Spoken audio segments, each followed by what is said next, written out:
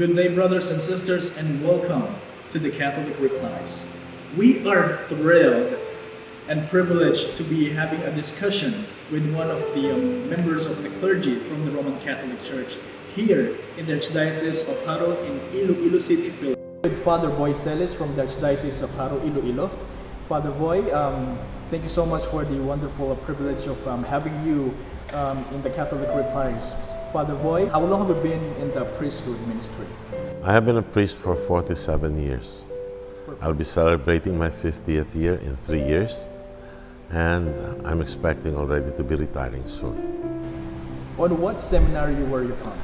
I came from the seminary where Cardinal Sin was made a priest, from St. Vincent Ferrer Seminary in Jaro. And at that time, Capiz was under the Metropolitan of Jaro. So we are having this kind of series talking about Mariology, and we'd like to ask for your theological points or feedbacks, maybe possibly biblical backgrounds or philosophical ideas on the title or the name Our Lady of the Candles, which is very popular here in Jaro, Iloilo. Okay. So my first question to you, Father, will be, where does the name came from, Our Lady of Candles? Well, Our Lady of Candles comes from the celebration of February 2, which is known as Candle Mass. Okay? That's the day after Christmas. And then on that day, the Blessed Virgin Mary is supposed to have brought Jesus, baby Jesus, together with Saint Joseph, to the temple to offer him to the Lord. As you know, in the Bible it says that the firstborn of every family has to be offered to the Lord. And if you want to take him back, you have to offer something else to the Lord. So for the Blessed Virgin and for Saint Joseph, they offered the poor man's offering, an offering of 2 turtle doves, the cheapest one they can get. And then they offered the Lord and they took him back home. It's so significant a celebration that it's so important for us. It's the presentation of the Lord, the day he was presented back to the Father. It's also part of our tradition that we always come to the church for that day. That is why it was easy for the people of Jaro to identify with it, and for the entire diocese to go for it. Although it took until only like about a few years ago, when finally we made the site of the cathedral the shrine of Our Lady of Candles. Before that, it was just the patron saint of the cathedral. But then the people of Jaro also, especially the cluster around the plaza, they have been always devotees of the Blessed Virgin Mary. And at the end of the day, it's always a big procession for Our Lady of the Candles. But it has some problems with it. First of all, the Blessed Virgin Mary did not appear here as she appeared in other countries. This thing started with a little image that they found by the river. And they took this image of the Blessed Virgin Mary with her clothes made of concrete, and her hands were stretched out there. So they thought she must be the Lady of Candles. So they placed a candle there. And then they say that this image was brought to the cathedral. In the cathedral there was a little niche right in front of the church that they said the image started to grow. Father, I'll cut you right there. So are you saying that the image of the Our Lady of Candle was mistakenly distinguished as Our Lady of Candle, even though the hand is actually outstretched and there's something like a stick on her right hand? Let me forewarn you, that would be a heresy in the ears of the Jareños, the people from Jaro. They have always believed this as Our Lady of Candles. So I guess we will just have to put it there. Although a little background there is that on February 2, before the celebration of Jaro, of the fiesta, it has already been the presentation of the Lord on February 2, because that's about 40 years, I might be wrong, 40 days from Christmas. And that's the time when they brought the Lord to the temple. Now, there are other places which celebrated their fiesta on this day. And they're all for Mary also. Like, one of the most popular is Our Lady of Good Success. In Spanish, it's called Nuestra, Senora de Buen Sucesso. It happened in Quito, Ecuador, where Our Lady appeared to a nun. And she had a message for the nun. Now, Buen Sucesso, in everyday language, refers to a lady, a mother who is going to give birth. The prayer of Buen Sucesso is that she will have a good delivery. That is the meaning of Buen Sucesso, good delivery. But there was associated with it a prediction about a forthcoming apostasy. Now, if you know your theology, apostasy comes from inside the church. Yes. Some problem that will come from inside and will attempt to destroy the church. And Our Lady of Quito, Ecuador was already forewarning us about it appearing one day. This message was then supplanted by the message of Fatima, also talking about the same thing, the apostasy. Then, lately, the message of Our Lady of Akita, warning us about the apostasy. So, Jaro has his own part, but they see the Blessed Virgin Mary of the candles.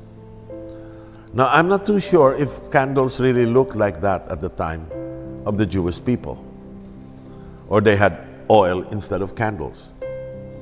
I do not know if they brought candles like that, like we do in procession. But if you look in the internet and search, Google search, whatever search machine you have, for the name of a parish or for the name Our Lady of Candles, you will only find it here in the Philippines and mostly here in Jaro. Yes, Father.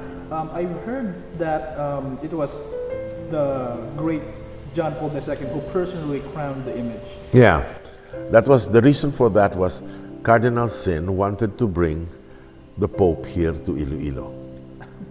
And at that time, the Archbishop here was the Archbishop of Manila, the auxiliary Bishop of Manila that Cardinal Sin exchanged places with. And that is Bishop Casas. So because of the tour of the Pope in the Philippines, he was going to go to Cebu, he had to come to Iloilo so that that image could be crowned by the Pope. There's a lot of non-Catholics out there who will keep on bombarding us with allegations and comments about the image. So my question to you is the image biblically based or not? Let me approach this. Whenever somebody approaches you on that question, the first question is, are you making a graven image? That is what they are against.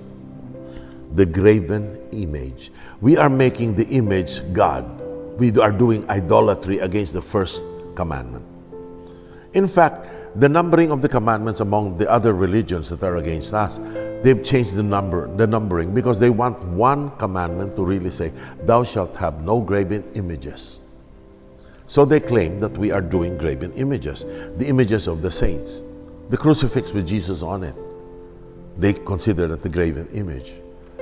But is the Blessed Virgin Mary a graven image? Are we really doing idolatry? Do we really consider the Blessed Virgin Mary as God? So that's the first question. And the answer to that is no. We never consider the Blessed Virgin Mary as God.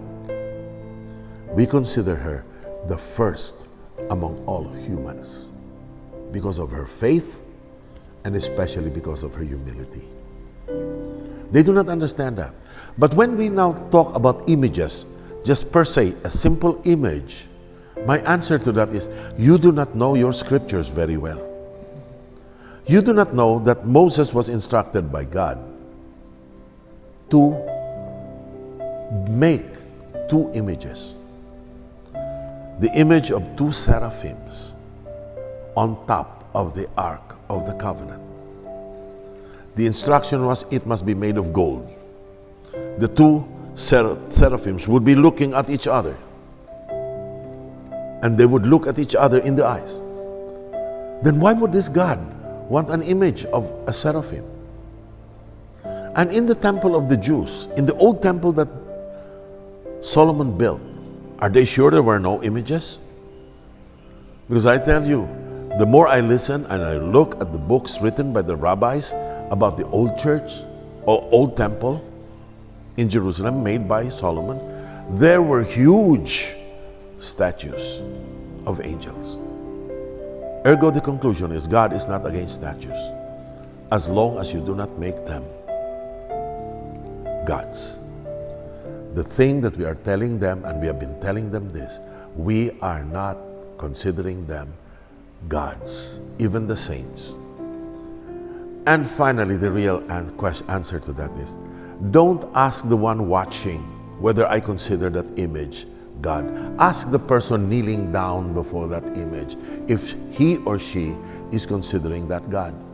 The Blessed Virgin Mary, proclaimed by the Church, is a human person. Human being, a family of the whole nation, and we are just simply her children. The Blessed Virgin Mary is very much connected with the celebrations in the Catholic Church. The Virgin Mary can be found somewhere in the liturgy. In the liturgy, the Blessed Virgin Mary becomes, for us, since she is the first, the highest of us all. I mean, I'm sure Jesus would want her mother to be the first kind of Christian. And we are all Christians. I refuse to be called just simply Catholic. I am a Catholic Christian. As I stand with the Blessed Virgin Mary, I know she is part of the church because she is the first among all of us. Kung baga, si Mama Mary becomes the leader of us all. The leader as a symbol of the true virtue of piety, the true virtue of humility, the true virtue of obedience to God. And those are the things that make us consider her the greatest among us after Jesus Christ. Now, once again, I insist, after Jesus Christ, she is number one. Now, in the liturgy, therefore, since our church is hierarchical and our liturgy recognizes this hierarchical relationship, you will see that the Blessed Virgin Mary is always given a primary place inside the church. Not because she's God, but because she is the first among all of us. So what is wrong with that? I really could not understand. But I hope that all of us, when we begin to see our relationship to the Blessed Virgin Mary, and I know many Filipinos are close to the Blessed Virgin Mary. Why are we not offended when these people start attacking our mother? There was a rector before who, when he saw me, I got in trouble. I smashed a violin in front of a person who insulted my mother, but I did not hit him. The rector told me, you should have hit him. He was insulting your mother. Next time, he says, they do that, show them how you love your mother. That rector is already dead, but I still remember what he told me. The next time it happens, fight for your mother. And I think it's time we all do. Okay? And I would like to tell that to the young people. Do not be afraid of your mother. You are not making her God. You are accepting her as a human person, but the first among us. So, Father, given this consideration of the image of the Our Lady of Candles, with all of those mixed ups in theology and liturgy and all of those stuff that you're saying, so if Jesus is the light, so how can you differ Mary's light to Jesus' light? Mary doesn't light up. Mary is the reason why we have this light. Therefore, you have to call her whatever she is, the Mother of God. That's another controversy. Because then the issue will be, why do you call her the Mother of God? God cannot have a mother. I will voice out their feelings because I'm not afraid of their questions. God cannot have a mother, but Jesus became human. And Jesus is one person. He is both God and man. He is not a parallel that every now and then he's either God or man. He is not like two trains running down through two rails. And every now and then he transfers here and he goes over to the other side. No, in one moment, Jesus is both God and man. At that one moment of his stay here on earth, and even up to now, he has only one mother. And that is the Mother of God.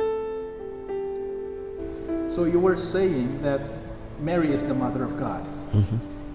Now, how can Mary's prayer save your soul? Okay. Mary can pray for us, but it is Jesus who saves us. But you should understand the biblical concept of motherhood. Okay. If you look at the modern times, who's the king and who's the queen? The king is always the husband, the queen is the bride. Not so in the Bible. If that happened to King Solomon, how many wives did Solomon have?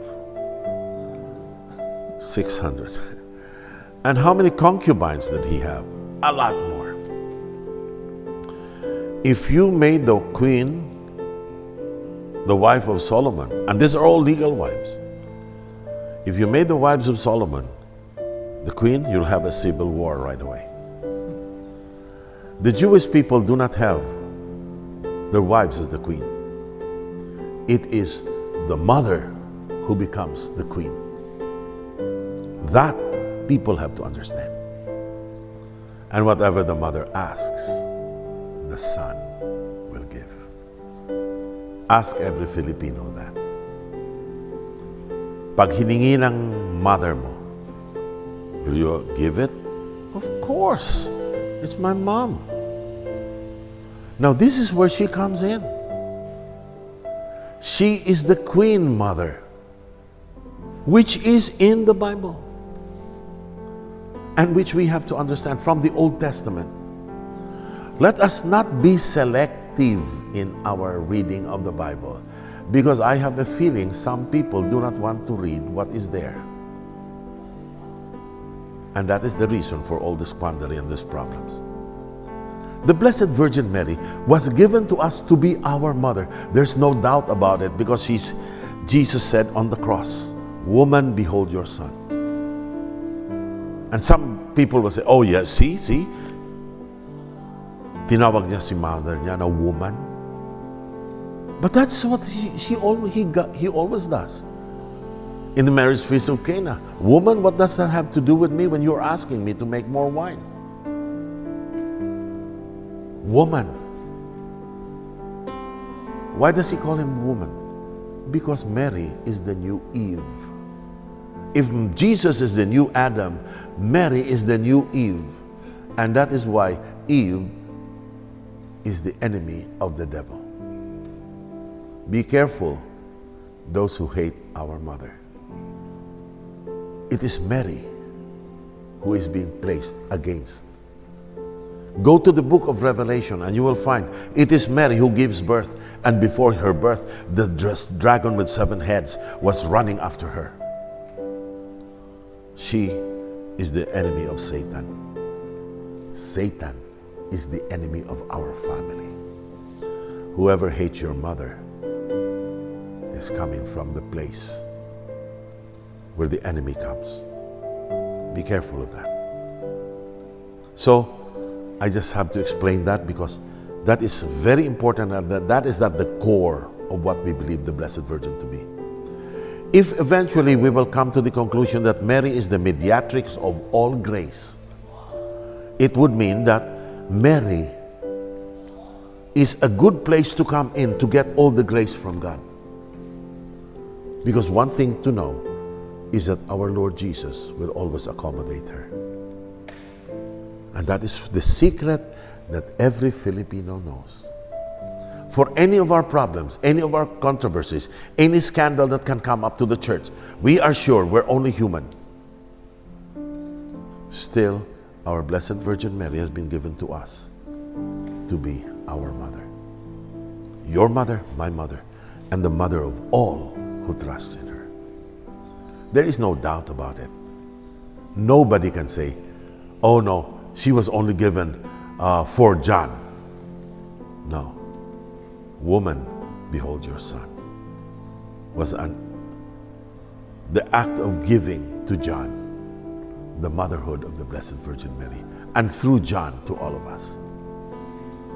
So, ang ginagawa dito is we're talking about the motherhood of Mary. She is human, but she is the mother, dispenser of the grace from God. That is the role of the Queen Mother in the time of Christ and in the time before Christ. So let's study our Bible correctly. Let's look at the background. For any scandal that will happen, don't you worry. Don't be afraid. Jesus is there. We're not taking anything out of Jesus, by the way. This is the fear of many of our fundamentalists who come in. Si Jesus wala nang role sa inyo. Ninakaw na lahat ng mahal na the Blessed Virgin Mary. No. You as a son will consider giving glory to your mother as something being done to you. And that is exactly what Jesus did with her mother. And Mary is the humblest of all. And you know what that entails? The humbler you are, let him who is first be the last, and let him who is last be the first.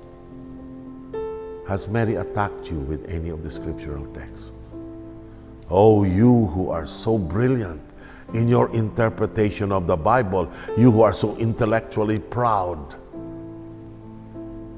the first shall be last, and the last shall be first. Mary is the humblest of all. Behold the handmaid of the Lord, be it done to me according to your word. Nobody can match that humility. Not any saint can match it. And that is the source of the power of the Blessed Virgin Mary. Humility. Be humble, and you can do anything. That is the formula of the Catholic Church.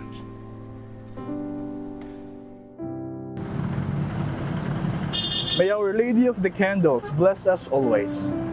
Brothers and sisters, this is Brother J.C. Recto of the Third Order of Preachers. This is the Catholic Replies. See you until next time.